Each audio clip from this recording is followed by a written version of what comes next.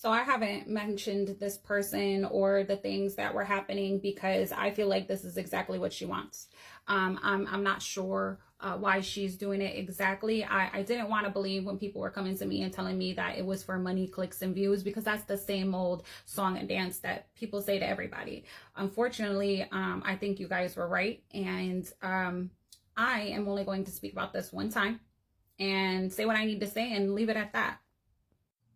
Now, it is no secret that I do not like Gabi or her behaviors, but I also don't think that somebody should be playing with her either.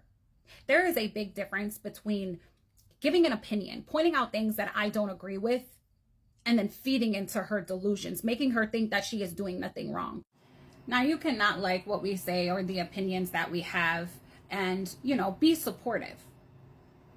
But this isn't supportive. This is doing it for your own benefit. Just like you said, you had boots on the ground. Well, that's funny because from what I know, yes, even though it is a family court, it's not open for CPS cases. Do you need to Google it? I can show you. Can I go to a family court CPS case in Cape Coral, Florida, if it is not my case? In Florida, juvenile dependency court cases, which include cases involving the Department of Children and Families, DCF, sometimes referred to as CPS, are confidential. This means you cannot attend a CPS court case if you are not directly involved, unless the court makes a specific exception. So did they make an exception for you? Did Gabi go in there and say that the internet was being mean to her and she needs somebody to stand in to get the truth out? Is that what happened? Because even if it was a Zoom call, the rules are still the same. You can't have anybody listen in and you cannot record.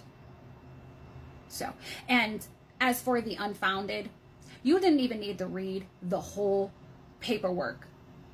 Just one sentence would demolish that unfounded claim. I don't know if you're just focusing on the part where it said it was unfounded, that some of the TikTok calls were exaggerated and unfounded, because unfounded usually in a court case means that there is not enough evidence, not enough proof. But what about the part where it said, Miss Jacobson's TikTok addiction is getting in the way and failing her to supervise her son?